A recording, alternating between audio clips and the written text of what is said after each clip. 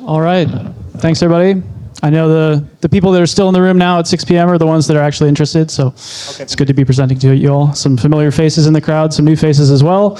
Yeah, basically we're a node operator, and a lot of people do this as a hobby. Some people do it as a profession. We kind of started as a hobby, and now we're doing it professionally. So I thought it'd be interesting to kind of talk about from our perspective what we do and how we got here. So yeah, I'm Max. This is Daniel. We're the co-founders of H2O Nodes, which is a Austrian company based here in Vienna. I'm based in Berlin, but Daniel's living here in Vienna.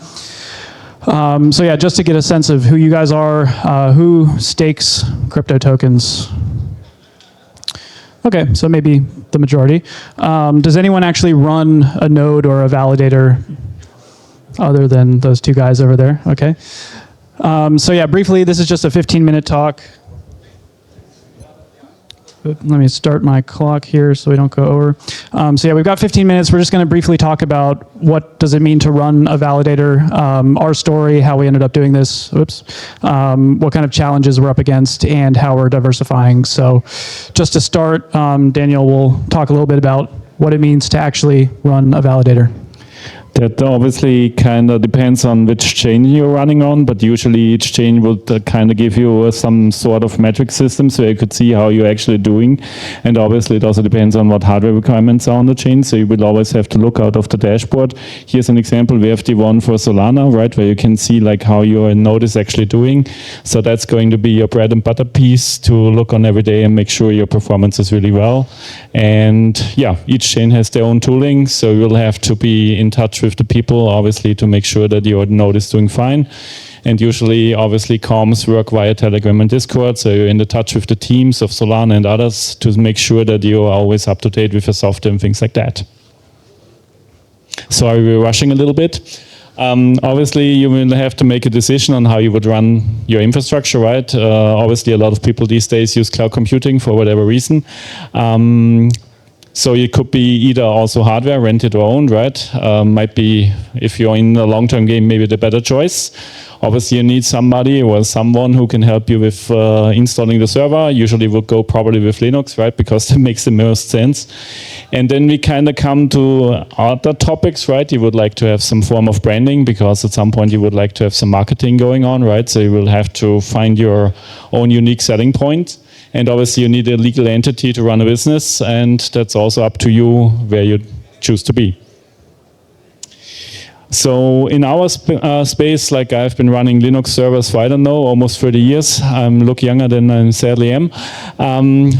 We chose to buy the hardware because we kind of had the money on the side, and we are also like knowing that at some point the business might be harder.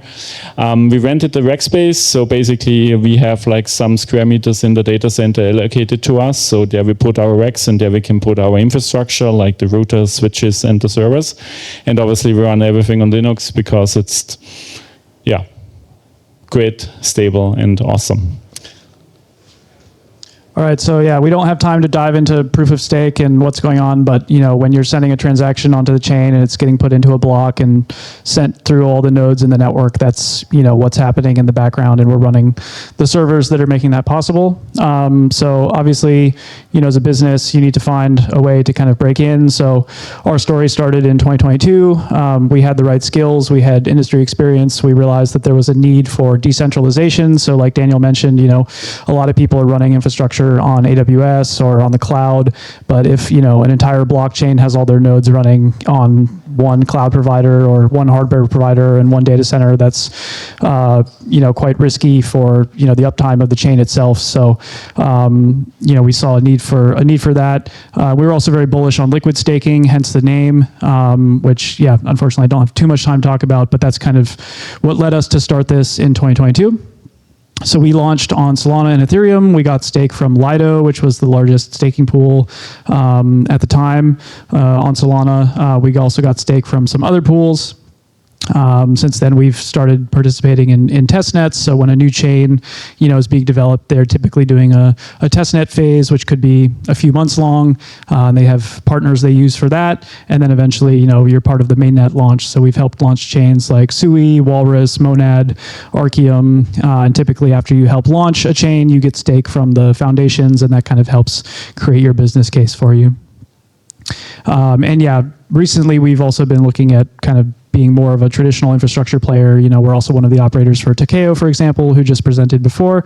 And yeah, we're also offering white label validators. So if a brand kind of wants a validator with their name on it, it can be our hardware and our people running it in the background. So sometimes when you see a validator, with a certain brand name, it means that they're the ones paying someone to do that actually. So yeah, just to get a sense of like what we're talking about, 7 mainnets right now, a relatively small player compared to some others who might be on 30 or 40 different chains. But, we like to do a few things well rather than do a lot of things on, average well. Typically, companies like ours are not really crypto startups. They don't launch tokens, they don't do fundraises, they don't have investors, very focused on revenue. And what makes staking businesses interesting is sometimes we don't even have a direct communication with our customers because anyone can stake to us. So we see the wallet addresses that are being that are staking with us. We know obviously how much tokens are being staked, but it doesn't mean that we know who our customers are, which can be quite interesting. Obviously, sometimes you have a pretty good idea, and a lot of it is stake pools, but that makes for interesting dynamics sometimes as well. Yeah, just to mention quickly, we're also investing in projects that we're running. Not always, but it's something we've started doing over the years. So these are our key focus areas in some of the projects in our portfolio. But we've just found that it helps to align interests when you have skin in the game, and even during testnet, if you're already invested, before there's some kind of like financial incentive, you're already kind of on the same side as the teams that you're running with. So that's something that's nice to do. So this is where it gets a bit more interesting. So on most chains, doing this is permissionless. Like you can go home tonight and you can start an Ethereum validator, you can start a Solana validator, and you'll help decentralize the network by doing that, which is a good thing. But it also means that if you're looking at this from a business point of view, the low barrier to entry creates a lot of competition, right? Because anybody in this room could be competing with us, in their bedroom having a machine running, and that's a good thing for blockchain because it creates decentralization. But what we've seen in recent years is there's large companies that are kind of saturating the institutional space. There's been a lot of acquisitions this cycle, last cycle. So independent small operators like ourselves are generally having a bit harder of a time competing, and need to find ways to diversify. So if you're going to start a staking business, the cold start problem is quite brutal. If you're trying to do marketing and business development, but you don't really have a lot of history or a lot of big clients to show, how do you get that initial amount of stake? We've seen people successfully do this by building a staking product. One example comes to mind, a company that built like a very tax compliant staking methodology for Ethereum in Germany. That's just like one niche, so if you can find a niche, that's good. Obviously you can partner with a custodian, an exchange, or a VC, or even an ETF. But, at that point you're going to need some like pretty robust security, certifications, ISO, et cetera. Or you can get stake from pools, which is pretty much how we did it in the beginning. So recent challenges, obviously market cycles is something that we all have to kind of deal with in this industry. Thankfully, it's been fairly predictable the last few cycles, and something we've managed to plan ahead for. The stagnation of liquid staking has also been a bit tough. When we started, Lido was new, liquid staking was new. I think now on Ethereum, about 1/3 of the supply is staked and it's not growing. And of that, a large portion is Lido. Increasing hardware costs, the AI I don't want to call it a bubble, but the AI wave has significantly increased the cost of flash memory and flash storage. So, I think Daniel told me today that like SSDs that we paid $700 for a year ago are now like $2,500. So, we invested early in hardware, which we did from a strategic point of view, but we didn't know that hardware would end up becoming way more expensive now because of the AI stuff. So and even if you're not buying your own hardware, you're renting hardware from a provider, those prices are going to go up too. So we're kind of competing with AI now for resources, if you want to think about it that way. And yeah, industry consolidation is something I mentioned already, like acquisitions happening, staking companies getting rolled into either bigger staking companies or directly into asset managers, into custodians. So that's something that, we've kind of stayed independent and managed to kind of carve out a business without, being consolidated into a larger business. And generally fee compression, this is something that probably happens in every industry after a certain point. Why should someone have to pay 10% commission to a staking provider when there's other providers taking 5 or other providers taking 2?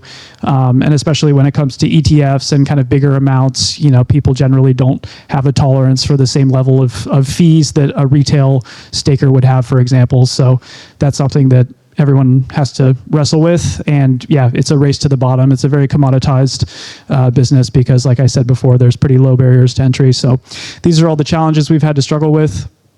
The next panel will also be interesting to hear, what people think about, the staking business and how to stay alive. So how do you differentiate as a staking provider? You can run white label validators, which is something that I think is pretty common, but not really very transparent. So it's kind of hard to tell how much of that is happening in the background, but we know, there's quite a lot of happening on Solana, for example.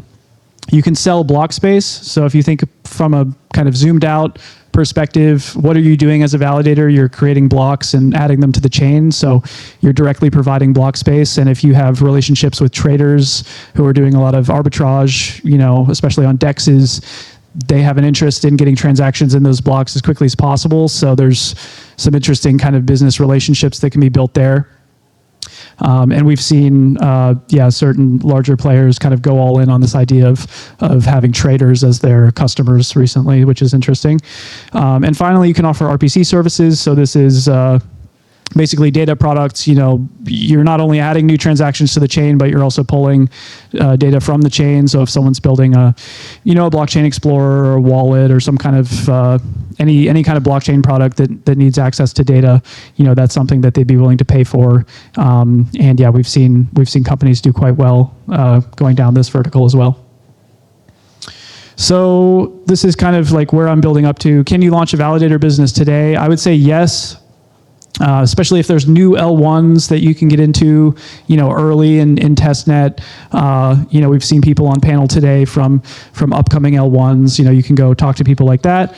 But it's pretty constrained, right? We've just been through a cycle where we had some pretty big L1 launches like Monad, Barachain, et cetera. So especially during a bear market, it's hard to kind of play the new L1 game. And yeah, via partnerships, if you can, again, it's very competitive. But I would say today, we started in the bear market of the previous cycle. We managed to kind of scale in a bootstrapped way, but I think these days it's very difficult to achieve scale in a brand new node operator business, considering all the challenges that I presented before. So if we think about the general effect on blockchains, this all sounds kind of brutal from like a capitalistic point of view. It's hard to create a business, et cetera. But I think for blockchains, it's a very good thing that there's so much competition because it means that they have access to a lot of decentralization. There's a lot of operators all over the world willing to run node infrastructure. So I think that's a good thing fundamentally for blockchains. However, the industry consolidation kind of has the opposite effect. So if an increasing amount of stake is being consolidated into fewer and fewer business entities, that has the opposite effect on decentralization.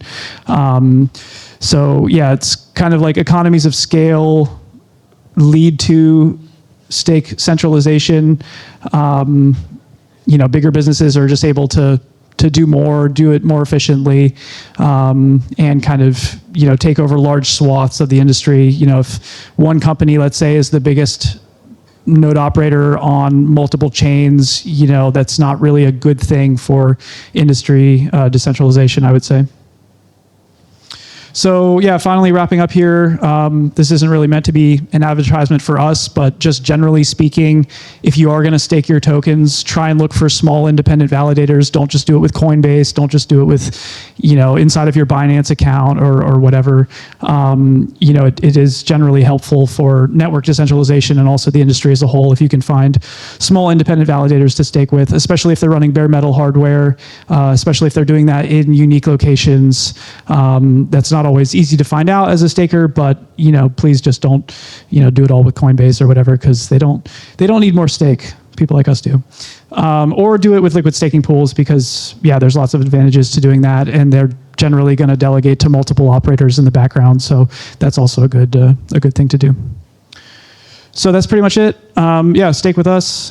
This is our Twitter. We'll be around tomorrow as well. So happy to talk more, and looking forward to the next panel as well. Thank you very much. A round of applause.